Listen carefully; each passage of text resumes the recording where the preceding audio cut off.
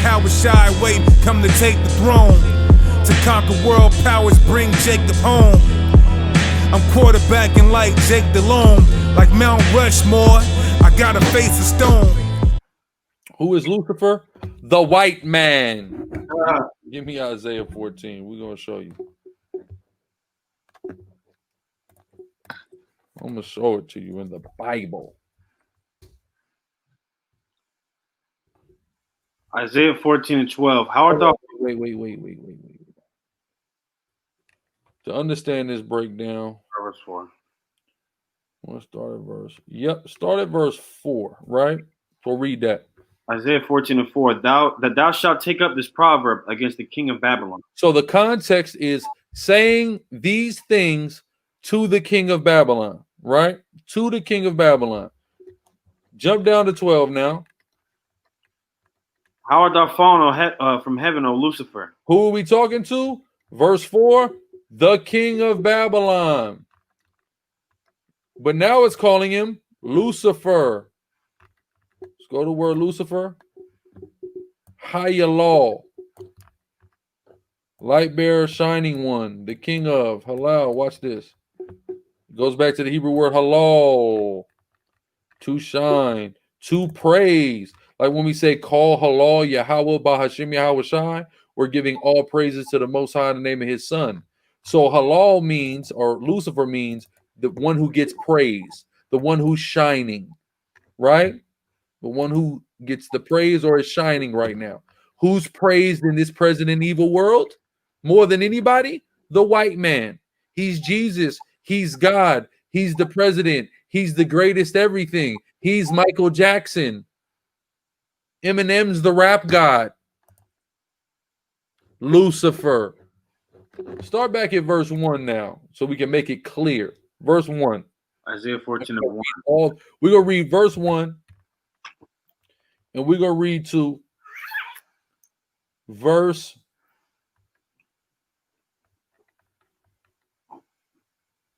24. Let's go. 1. Isaiah 14:1. For the Lord will have mercy on Jacob and will yet choose Israel and set them in their own lands. So we know this ain't happened yet. That mercy that's promised to all the 12 tribes, that ain't happened yet. Right? Read. And the strangers shall be joined with them, and they shall cleave to the house of Jacob. Read. And the people shall take them and bring them to their place. And the house of Israel shall possess them in the land of the Lord for servants and handmaids. Let's say the house of what? In the house of Israel. The house of Israel. This is all 12 tribes, the unified kingdom of Israel under the descendant of David, whose name is Yahushua the king.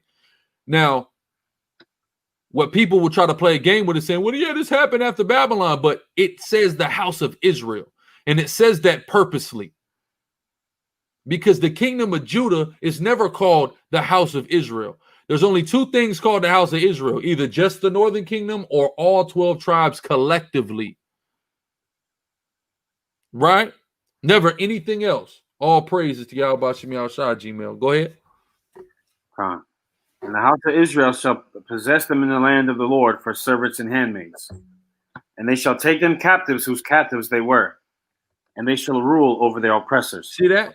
When we rule over our oppressors, this is when all this is going to happen. We're reading this to give you a timeline context for the rest of this when he gets to address Lucifer. So he's saying, when we are gathered from out all the nations and we're brought back to our land and we can oppress our oppressors, keep reading.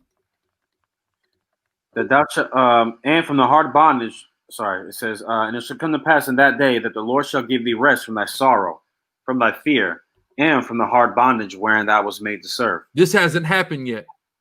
We're still sorrowful. We're still fearful. We're still in hard bondage serving. Keep reading. That thou shalt take up this proverb against the king of Babylon. So when all this happens and the purpose, now watch this. Read verse 3 again. It says, and it shall come to pass in that day, say that the Lord shall give thee rest from thy sorrow. Right. When we're finally resting from this sorrow that we're enduring, read.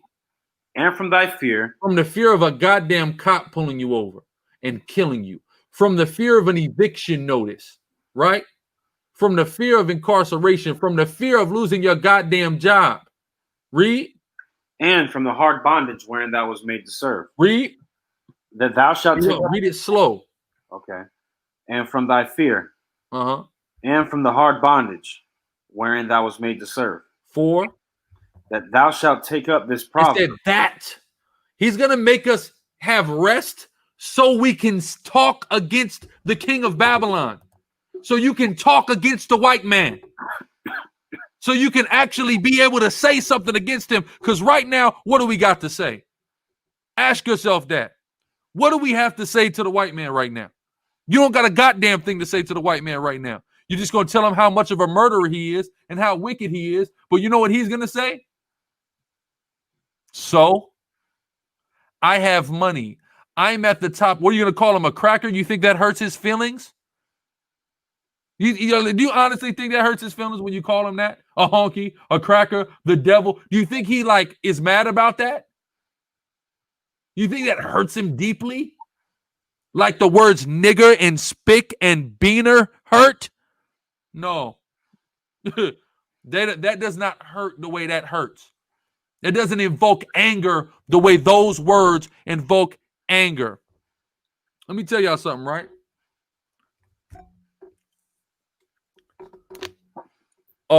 In 6th grade, I moved to coastal Orange County, right? In particular, a place called Newport Beach, California. What a culture shock. And whatever, I went to a pretty much all white school, vast majority predominantly white school. And whatever, you got kids. There's kids there, you're their friends, whatever. So peep this. It's talking about what happened. So this whatever. I know a couple of these kids, whatever. So like a few years, maybe a couple years later after I moved, because I only lived there for like a year, probably like a little less. I stayed over there too, Papa, Westminster area. Right? Okay, boom. I moved from Zadiah and Papa. So I moved in 6th grade. So we moved from Washington to California. I stayed like Ladera area, and then we moved to Costa Mesa and then Newport Beach. This is all in a year. We went from we was always in the Ladera area. Then we went from Costa Mesa to Newport, and then the next year I moved to Huntington, and then from there I moved to San Diego, 8th grade. So, and listen, and if you listen, I'm gonna get into all that. But so when I was living there, whatever, it's a couple white kids. This one kid is, guess what, Hassan? An Amalekite, right? An Amalekite. So, but look, there was this other kid. I think his name was Austin, if I remember correctly. Austin. So whatever. I mean, we're fucking kids. Salakia for the language. We're kids, whatever. You know what I'm saying? There was all type of racist stuff I experienced, but not so much from them, from these two kids in particular. So one day, somehow I get on the phone with Brandon. This is after I left. Like I didn't live there no more. I'm on the phone with him. Like he calls me, I call him something. I think I might have been like in the area or something like that. And because my mom, she had still stayed up there. So watch this. This nigga Austin get on the phone. This devil Austin gets on the phone, and he just goes, nigger. Right? So I get mad. I'm cursing him out on the phone. I'm talking all type of stuff. And he just laughs and he goes, nigger. You're a nigger. He just keeps saying it. And I'm mad as hell. Right? Freaking out. But it was at that point, probably 14, 15, oldest I could have possibly been was 16, that I realized there's not an equivalent to that word. There's nothing I can say to anybody else that's going to sting like that is going to sting. It's just not. So when the Most High says in verse 4, read verse 4. It's Isaiah chapter 14, verse 4, that thou shalt take up this proverb against the king of Babylon. See, we've been in so much sorrow and fear and bondage. Ain't nothing we can say to them. So the Most High is going to give us rest and let us rule over them just so we can say this to them. Just so we now got a one up on them. And what are we going to say to them? Keep reading. That thou shalt say, how hath the oppressor ceased? Uh-huh. The golden city ceased. What happened? I thought I was a nigger. Let me tell you how what the Most High gave me. The next year, I lived in Orange County. I lived in Huntington Beach, unequally, probably a little bit less white town, more Asians, more Hispanics. There was a real bad Mexican neighborhood. Like the Mexican side of town was real messed up over there off Slater. Everybody know been in the Huntington Beach. You know what I'm talking about over there, Slater. They call that the Slater slums where the essays was at. That was a horrible place. Then you had another little block over there called Amberleaf. I'm talking about that was the trenches on Amberleaf of the tribe of Issachar, man. But the rest of the damn town was a white, nice, white as a die. You know what I'm talking about, the Slater slums. But the rest of that town was a nice white town, right? And there were these girls, right? I was in middle school. I was in 7th grade. So there were these little broads. We used to all be kicking it after school, and there was these little broads, these little white women. And they had vandalized. They had vandalized the bathroom, and they wrote in the bathroom. Everybody would, just so people know, people had be calling me AC, my first and middle initial. They wrote in the bathroom in their vandalization, AC is a nigger. They wrote that in the bathroom, right? But what was so crazy is what was so crazy is this, right? This woman, that what's happened is that the people who worked in the gym, because this was all the gym, they called the police on these little white girls, right? They called the police on these little white girls, and you know that the police came and had them all in handcuffs on the curb, right? And I walked by him and I looked at him and I said, "Who's the nigger now?" So the Most High, he gave me that. He gave me a little time for the proverb. You see what I'm saying? Against these damn devils. But we're going to get that real time. This is what this prophecy is about. And this is why, I'll be honest with you, this text, it doesn't make sense if we're not the Israelites. It makes no sense. This is not a submission motif. This is talking about a people who have been so destroyed and downtrodden and oppressed that the only way that they can ever get any relief is if they begin to oppress the people that oppress them, and they can look at them and say these things.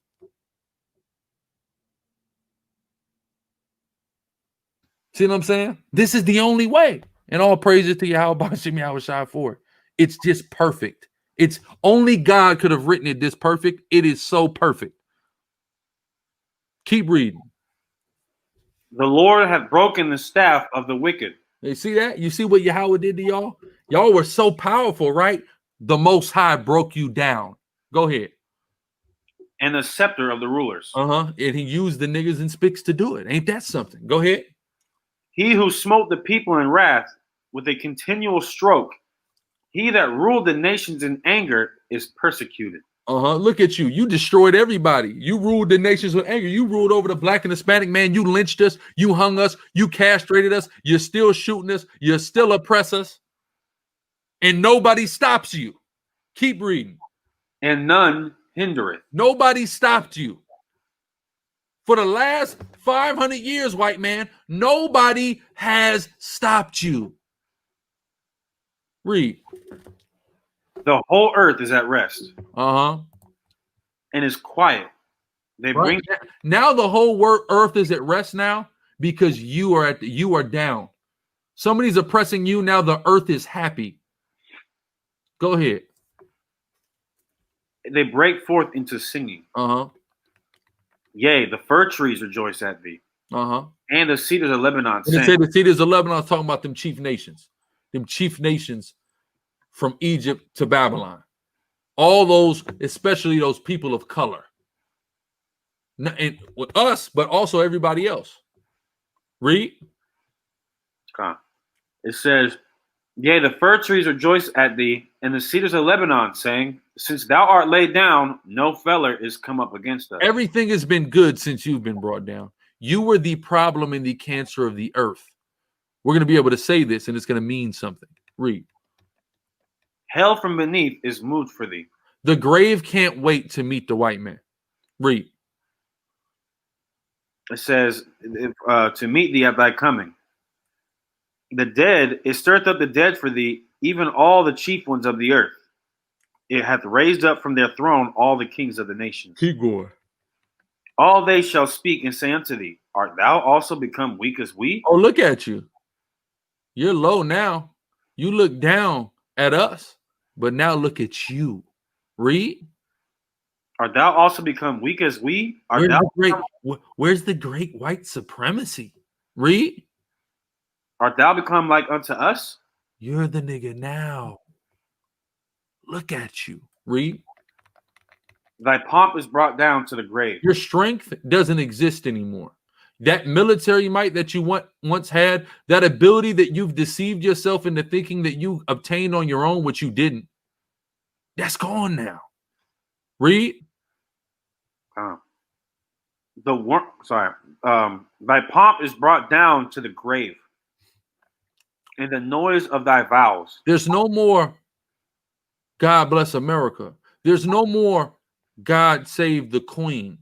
That's gone. Read. The worm is spread under thee, and the worms cover thee. It means you're going to be in a coffin. Read. How art thou fallen from heaven, O Lucifer? Oh, Lucifer. So it's talking about Lucifer. It's talking about the same thing again from verse 4. Take this proverb up against the king of Babylon. And the king of Babylon, it's not just one person who rules Babylon. It's a people who rule Babylon. The white man. Right? Keep reading. O Lucifer, son of the morning. How art thou cut down to the ground, which didst weaken the nations? How is it that you've been brought low? How? See what I'm saying? I'm at steps with K3. I'm gonna go into that in a second. Go ahead. For thou hast said in thy heart, I will ascend into heaven. You said what? I will ascend into heaven. I'm the top dog now. I rule this earth. I'm the great white man. The NRO, which is a government-funded organization, have an operation that they call in the Latin higher than the most high. They said they will ascend into heaven. Read. It says, which didst weaken the nations, for thou hast said in thy heart, I will ascend into heaven. I will exalt my throne above the stars of God. Right, who are the stars of God? The Israelites. He ruled over us. Read. I will also sit upon the mount of the congregation in the sides of the north. At the highest point. Read. I will ascend above the heights of the clouds. I will be like the Most High. That's their whole thing. The white man has a God complex. That's why he's doing everything that he's doing. He is trying his damnedest to play God. Read. Yet thou shalt be brought down to hell. You going down. Read. To the sides of the pit. O'Doyle doesn't rule, man. You're going down. Zadiah, that's a fact. Ain't nothing nerve but that spectrum. Go ahead. They that see thee shall narrowly look upon thee. And consider thee, saying, is this the man that made the earth to tremble? That did shake kingdoms? As great and as high and as mighty as white people believe they are in their heads at this moment, we're going to look at them in this time. And not just us, all the nations are going to look at them and behold them for what and who they are. And realize they are nothing. And they hate the Hebrew Israelites because we see them for who they are right now. We already see it. Right? Keep going. That made the world as a wilderness? Rogers, exactly. We go into Saudi Arabian's corner store and disrespect him every day. Go ahead. That made the world as a wilderness and destroyed the cities thereof, that opened not the house of his prisoners? All the kings of the nations. Who else dropped Hiroshima and Nagasaki? Who else has the highest prison population? Right? Go ahead. All the kings of the nations, even all of them, lie in glory, everyone in his own house. This is talking about all the nations are going to be able to go back to their own land after 1,000 years, and they're going to be tributary to us. But who? Read. But thou art cast out of thy grave like an abominable branch. You don't get to rest. You don't get to get put to rest, white man. Go ahead. And as the raiment of those that are slain, thrust through with a sword, that go down to the stones of the pit as a carcass trodden underfoot. Uh-huh. Thou shalt not be joined with them in burial, Uh-huh. because thou hast destroyed thy lands, and slain thy people. The seed of evildoers shall never be renowned. You're going to be put in the position you rightfully need to be in. Everybody going to understand you and look at you for what you are. And you're not going to be renowned like you are on the earth now. Go ahead. It says, prepare slaughter for his children, Uh-huh. for the iniquity of their fathers, Read on. that they do not rise nor possess the land, nor fill the face of the world with cities. So they're going to have children, but the fate of their children will be extermination. They have to first serve a punishment. That's what people don't understand. So anybody trying to convolute concepts and trying to give salvation to these people, there's no salvation. What's left of them is going to be enslaved. After the end of that enslavement, all of them will be exterminated. That they do not rise, nor possess the land, nor fill the face of the world with cities. Keep reading. Verse 22. For I will rise up against them, saith Yahweh of hosts, and cut off from Babylon the name and remnant and son and nephew, saith the Lord. See that? All of them will be exterminated. Right? Keep reading. Verse 23. You know what? Give me this. You know what? You know what scripture? Hold on. Watch this.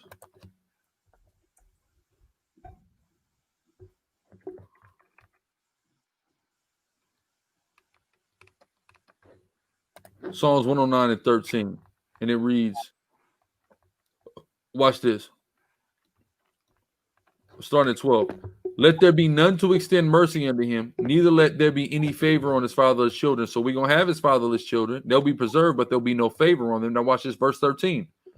Let his posterity be cut off, and in the generation, so his posterity is going to be cut off, right? But there's still going to be some of them around. That's the fatherless children. And in the generation following, let their name be blotted out. So they're not going to be automatically exterminated. They're going to be exterminated later, but they're still going to be exterminated. Watch this. Let the iniquity of his fathers be remembered, right? The fatherless children, let them know what their forefathers did with Yahweh, and let none of the sin of his mother be blotted out. Meaning they cannot get forgiveness. Let them be before Yahweh continually, the sins of these people, to remind him that he may cut off the memory of them from the earth, because that he showed no mercy, but persecuted the poor and needy man, that he might even slay the broken in heart. Go back to Isaiah 14. All praise to the Most High. Isaiah chapter 14, verse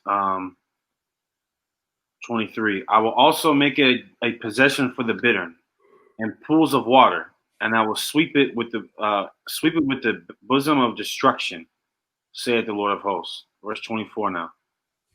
The Lord of hosts has sworn, saying, surely as I have thought, so shall it come to pass.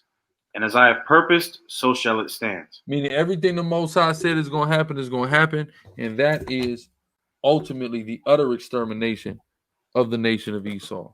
Each and every one of them in particular. SICARRI.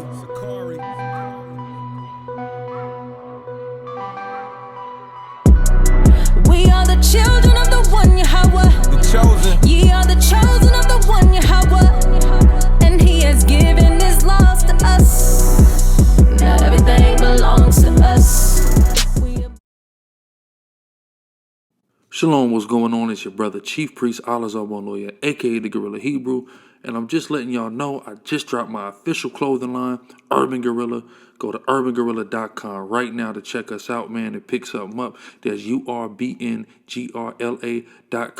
We got all kind of items for men, women, children, even infants, as well as fragrance oil, smell goods. You can also check out Hebrew Israelite Clothing Co., another SICARRI business, on Instagram and Facebook. And as always, you can hit up deaconsicari.com to get your plug on the scarves, the music, and the children's Bibles. Thanks for your time. All praise to the Most High. Kwam Yasharala. Shalom.